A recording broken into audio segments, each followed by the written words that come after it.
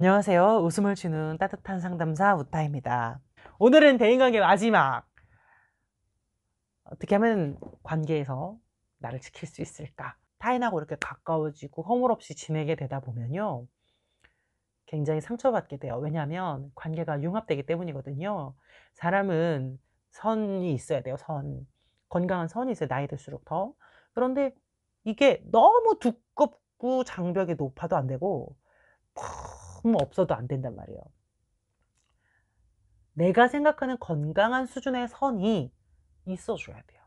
그래야 관계가 오래 갈 수 있고 오래 볼 수 있는데요. 어떤 사람은 내 마음의 키를 타인에게 던져 버리거든요. 마음의 무게 중심이 내가 아닌 타인에게 많이 가 있는 거죠. 그걸 가져와야 돼. 그 중심추를 다시 나한테 갖고 와야 돼요, 휘둘리지 않으려면요. 우리가 과거에 너무나 독립적이었고 너무나 어른스러웠고 일찍 철들었고, 그러면 커서 어떤 나를 잘 받아주는 사람 만났을 때 굉장히 미숙한 모습을 보일 수 있어요. 의존적이고 집착적이고 쉽게 화를 내고 서운해하고 섭섭해하고 상처받고 이런 모습을 보이거든요. 왜 그러냐면 어떤 사람이 철이 빨리 들겠어요? 나를 받아주는 사람이 없으면 철이 빨리 들어요. 응석을 오래 못 부린단 말이에요. 이 상황을 탁 돌아가는 상황을 보니까 우리 어머니 아버지 '나 안 받아주네. 저 양반들 자기들 사는 거 너무 빠듯하고 힘들구나.' 나는 응석 부릴 데가 없어요. 일찍 처리됩니다. 근데 그 받아준 기억이 없는 그 아기는 계속 있는 거예요. 어디 가는 게 아니에요. 억눌린 채로 여기 있어요. 그러다가 살다가 날 좀 받아주는 친절하고 착한 사람, 날 사랑해 주는 사람, 정말 내 편인 것 같은 사람을 만나면 거기다 쏟아붓게 돼요, 사실은. 그러니까 그 사람이 쪼끔만 흐트러져도 내게 조금만 집중하지 않고 나를 좀만 이해하지 않는 것 같 발음 주의해야 돼. 조금만 이해하지 않는 것처럼 보여도 나는 굉장히 서운해지는 거예요. 음. 이게 그 과거에 이해받지 못하고 수용받지 못했던, 지지받지 못했던 그 아기가 이제 튀어나와서 그런 거거든요. 이거 사실 아기 때 했어야 되는 거예요. 4 살, 5 살 때. "엄마는 왜 동생만 좋아해? 내 편 안 들어주고 엄마는 나만 미워해." 요런 짓은 뭐 3-4 살, 5 살 때 했어야 되는 건데 그때 못한 거예요. 우리 엄마는 동생 돌봐야 하니까. 굉장히 일찍 철이 든 거죠. 근데 그게 어디 안 갔다고, 여기 있다고. 그래서 그걸 지금 날 받아주는 사람에게 우리 엄마 아빠를 투영시키고 투사시켜서 그 응석을 부리고 있는 거예요. 그 사람은 내 부모도 아닌데, 내 부모도 내게 그렇게 해 주지 못했는데 내가 저 사람에게 뭘 기대하고 있는가. 그래서는 안 된다는 걸 명확히 선을 잡아야 된다는 거예요. '아 너는 너고 나는 난데 합쳐서 우리라 할 수 있는 건데 내가 너와 나를 합쳐 나라고 생각하는구나.' 혹은 반대로 '너와 나를 합쳐 너라고 생각하는구나.' 요거를 이제 깨우치고 선을 그어서 너, 나 우리 사이에 선이 있어야 된다. 그래서 같이여도 괜찮고 따로여도 괜찮은 사람이 되어야 하는 것이죠. 대인관계에 집착하고 결핍이 있는 사람들은요, 사랑이라고 생각하는 어떤 틀이 있거든요. 굉장히 통제적이에요. 불안하니까 통제적인 거예요. 통제하는 사람은 불안이 높은 사람이에요. 내가 생각할 때의 사랑은 이런 거야. A, B, C, D. 나도 모르게 무의식 중에 그 리스트가 있어. 여기서 벗어나면 넌 나 사랑하는 거 아니야. 넌 변한 거야. 이러면 이제 대판 싸우는 거거든요. 그게 아니라 이건 나의 틀인데 너에게 있어서 리스트는 다를 수 있어. 우리 둘의 서로 사랑의 정의는 다를 수 있어. 요거를 이제 인정을 해야 돼요. 너는 너의 방식을 가지고 나에게 사랑하고 난 나의 방식을 가지고 널 사랑해. 합쳐서 우리의 사랑이 이루어지는 거야. 우리의 우정이 만들어지는 거야. 요렇게 돼야 되는 것이죠. 내 틀에 딱 맞춰줘야만 이게 사랑이고 우정이고 이게 애정이야 이러면은 사실은 독재자지.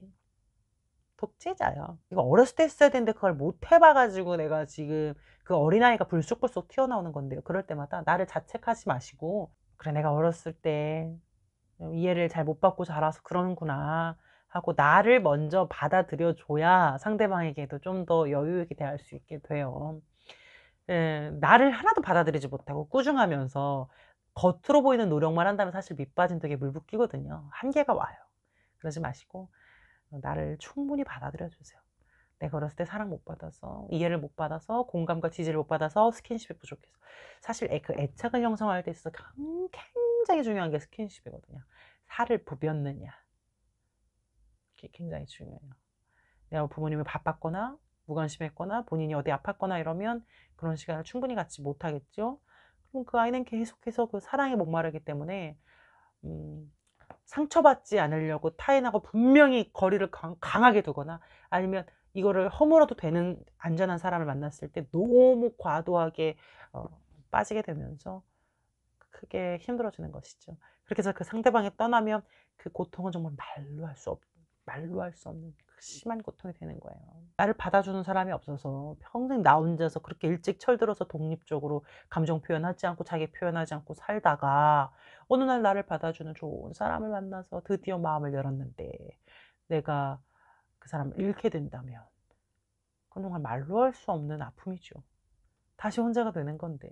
그러니까 그렇게 되기 전에 상대방의 독립성을 인정해주고 사랑이라고 정의하는 그 내용이 다르구나 인정을 해줘야 됩니다. 그리고 선을 유지를 해야 된다. 선을 유지하라는 게 솔직하지 마라, 거짓말을 해라, 막 이런 뜻이 절대 아니고요. 솔직하되 타인에게 나의 방식을 너무 강요하지 말고 또 타인에게 너무 흡수되지 않도록 해야 된다는 겁니다. 그리고 또 나를 지키려면요. 자기 표현을 하셔야 돼요. 타인에게 완전히 끌려가는 사람이 있어요. 그 사람을 잃고 싶지 않기 때문에 완전히 끌려가는 사람이 있거나 아니면 그냥 너무나 자동적으로 자기 표현을 못해서 이렇게 끌려가는 사람이 있어요. 이럴 때는요. 나는 착하게 하려고 했고 친절하려고 했는데 살다 보니까 이용당해요.